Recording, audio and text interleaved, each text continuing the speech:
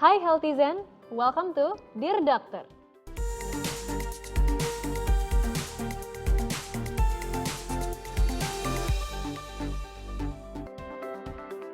Saya Dr. Clarin Hayes yang berjaga akan menjawab konsultasik Healthizen kali ini. Sebelum saya jawab daftar konsultasik yang sudah antri untuk episode kali ini, saya mau tanya dulu nih, kalian udah pada nonton episode Dear Doctor sebelumnya belum? Karena udah beragam konsultasik yang saya jawab loh. Saya harap bisa menambah pengetahuan kalian semua dari sisi medis dalam menghadapi pandemi ini.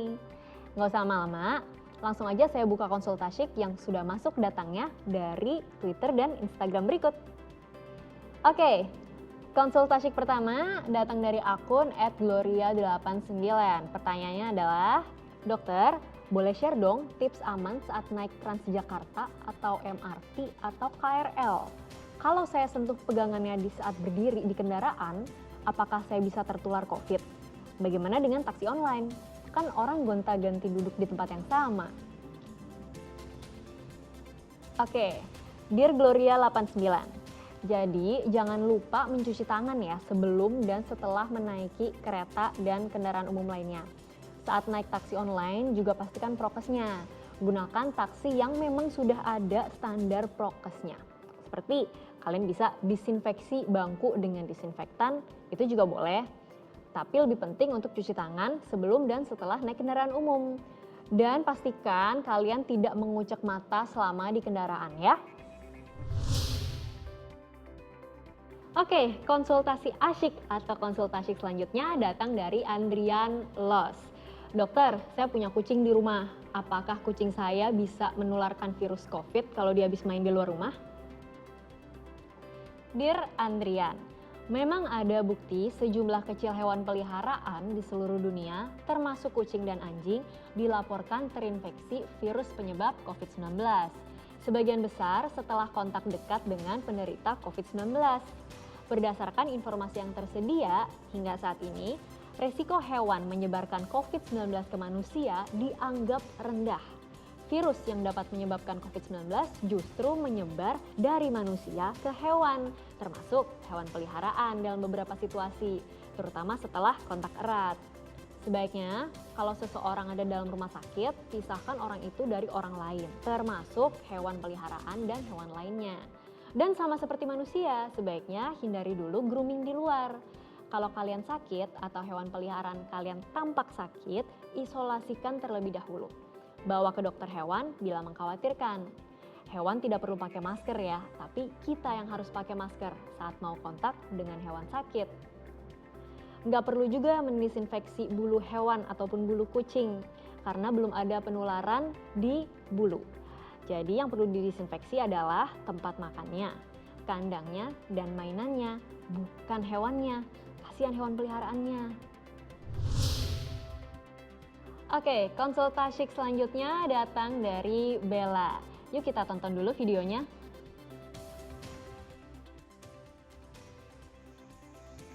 Dear Dok, ya, saya seorang ibu rumah tangga dengan 2 anak saya di bawah 10 tahun.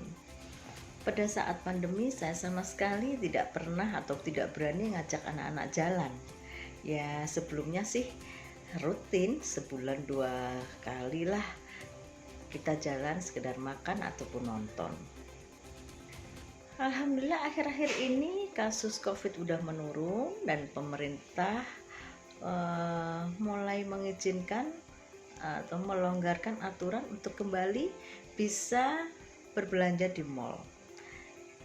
Saya minta tips atau saran-saran apa yang baik untuk anak-anak saya di bawah 10 tahun untuk jalan ke mall. Apakah memang benar-benar anak-anak sudah aman atau ada saran apa yang bisa kami lakukan untuk itu? Terima kasih Dok, kami tunggu jawaban dan sarannya. Oke, Dear Bella, saat ini syarat untuk masuk ke mall yaitu minimal sudah divaksin dosis pertama. Ini adalah salah satu usaha untuk lebih menjaga keamanan saat berada di tempat publik. Bila ingin ke mall, walaupun sudah divaksin, harus tetap laksanakan prokes ya.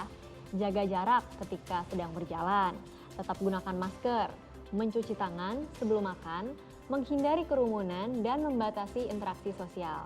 Setelah sampai rumah pun, segera mandi dan keramas. Bersihkan badan kita dari ujung rambut hingga ujung kaki ya. Apalagi kalau berada di mall cukup lama hingga berjam-jam. Jangan lupa juga untuk tetap jaga pola hidup sehat agar sistem imun kita selalu kuat. Konsultasi selanjutnya, yuk kita dengarkan voice notes yang dikirim dari Titan. Dear dokter, saya Titan, saya mau bertanya, jadi di dekat rumah saya itu kebetulan ada saung nih dok, terus si bapak-bapak tetangga di sekitar rumah saya itu mereka tuh sering banget nongkrong gitu, bahkan mereka tuh nongkrong hampir setiap hari gitu, saat siang dan juga malam hari. Nah padahal kan sesuai dengan ajaran pemerintah ya dok, kita tuh belum boleh untuk berkerumun, tentunya untuk mencegah penyebaran virus corona itu sendiri. Lalu bagaimana ya dok cara kita tuh ngasih tahu gitu tetangga kita yang bahkan usianya jauh lebih tua daripada kita, nah biar gak tersinggung atau marah saat kita ingatkan gitu ya dok untuk tidak berkerumun atau kumpul-kumpul dulu di saung tersebut, karena biasanya kan kalau misalkan kita negur itu pasti ada aja alasannya gitu dok, entah mau ngeronda atau bilang bosen di rumah aja gitu, seperti itu. Lalu kira-kira gimana ya dok? Terima kasih. Oke, Dear Titan, well memang terkadang sedikit susah ya tantangannya jika di sekitar kita masih banyak yang suka berkerumun. Mungkin sebagai warga kita bisa baik-baik mengingatkan mereka bahwa pandemi ini belum berakhir. Sekarang hanya terjadi penurunan saja, jadi jangan lengah dan jangan buru-buru berkerumun, apalagi penularan varian Delta ini lebih cepat penularannya. Jangan sampai karena kelengahan kita nanti terjadi penularan yang meluas lagi, apalagi yang berusia lanjut karena mereka lebih rentan tertular. Jadi harus tetap waspada. Kalaupun sesekali ingin bertemu, ingatkan mereka untuk tetap pakai masker dan menjaga jarak. Namun jika mereka masih melakukan berkerumun dengan sering dan tanpa prokes, ya mungkin kita bisa minta bantuan ketua RT atau RW untuk mengingatkan mereka. Karena udah menjadi tugas RT dan RW juga ya untuk menjaga lingkungan agar tetap prokes. Lanjut, ada kiriman voice note lagi nih dari Windadari Putri. Yuk kita dengerin. Dear dokter, saya lihat di berita kalau pemerintah sudah memperbolehkan sejumlah wilayah untuk buka tempat wisatanya.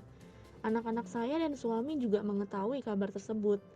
Sudah beberapa kali mereka juga minta sih dok piknik dengan alasan udah bosen di rumah terus selama pandemi ini. Sekolah, kerja kan juga dari rumah. Saya sebenarnya sih masih ragu dan belum mau dok untuk pergi ke tempat wisata dan bertemu dengan banyak orang. Menurut dokter tempat wisata yang gimana ya yang aman selama pandemi ini untuk saya dan keluarga datangi?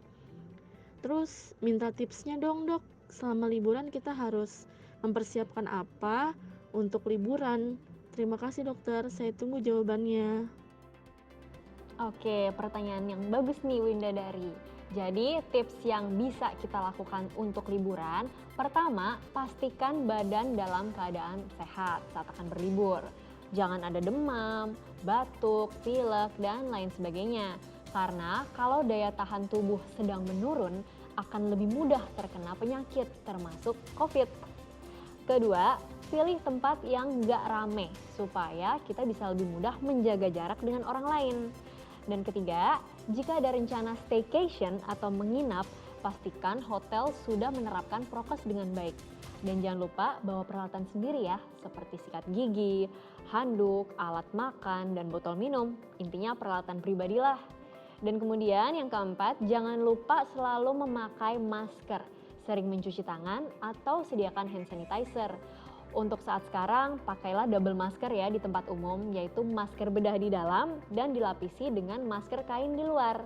Jangan lupa juga membawa lebih banyak masker bedah supaya bisa ganti setiap 4 jam sekali. Atau kalau udah basah, anak-anak juga harus memakai masker loh, bukan cuma orang tuanya ya. Sekarang konsultasi dari Kucing Dapur 32. Dear Dokter, benar nggak sih ibu hamil bisa menularkan COVID secara vertikal dari ibu ke janin? Oke, jadi Dear Kucing Dapur, begini ya. sudah ada laporan terbaru yang mengatakan bahwa terdapat transmisi vertikal antara ibu dan janin sebesar 2 hingga 3%. Walaupun belum diketahui secara pasti rute transmisinya. Yang paling penting adalah ibu hamil harus bisa melakukan tindakan pencegahan untuk menghindari terkena COVID dan mencari pengobatan kalau mengalami gejala-gejala seperti demam, batuk, pilek, apalagi sesak nafas. Oke, next konsultasi selanjutnya ada dari Sheina yang bertanya, "Dok, apakah aman memberikan ASI pada bayi bila sang ibu terinfeksi atau suspek virus COVID-19?" Oke, yuk kita jawab. Dear Sheina, sampai saat ini belum ada studi yang mengatakan bahwa virus COVID menular melalui ibu yang positif COVID dan menyusui ASI. Jadi ibu positif COVID gejala ringan boleh menyusui langsung dengan prokes dan hygiene yang ketat. Seperti tetap gunakan masker, hindari berbicara maupun kegiatan lain yang berpotensi mengeluarkan droplet saat sedang menyusui. Cara lain yaitu dengan memompa ASI yaitu pumping. Alat-alat yang digunakan untuk menyusui pun harus betul-betul dibersihkan dan dijaga kebersihannya, termasuk puting ibu. Untuk ibu positif dengan gejala sedang berat, tentu tidak disarankan menyusui langsung dong, apalagi bila kondisi ibu kritis seperti sedang di ICU. Justru ibu yang telah membentuk antibodi seperti terhadap COVID seperti penyintas maupun yang sudah divaksin memiliki ASI yang mengandung antibodi tersebut. Antibodi terhadap COVID atau IgG lebih tinggi kadarnya pada ASI ibu yang divaksin dibanding ibu yang penyintas COVID. Jadi it's okay ya untuk ibu menyusui walaupun ibu tersebut positif COVID. Terakhir ada pertanyaan dari Angga Septian 25 yang bertanya, "Dok, tahun depan pekerjaan saya sepertinya harus bolak-balik ke luar negeri nih. Apakah sudah cukup aman untuk bepergian ke luar negeri?" Oke, Dear Angga Septian, sebenarnya kita semua belum tahu ya kapan pandemi ini akan berakhir. Tapi yang pasti kemanapun kita pergi pastinya harus sudah divaksin dulu dong. Dan dengan transportasi apapun kamu bepergian harus tetap terapkan prokes, yaitu gunakan masker, mencuci tangan, menjaga jarak, hindari kerumunan, dan membatasi interaksi sosial. Oke? Udah semua? Masih ada kesempatannya kok. Tinggal kirimin aja pertanyaan konsultasi Healthyzen semua ke akun Twitter dan Instagram. Nah, jangan lupa juga ya untuk nonton Dear Dokter. Untuk saat ini, saya Dr. Clarin Hayes pamit undur diri. We share because we care.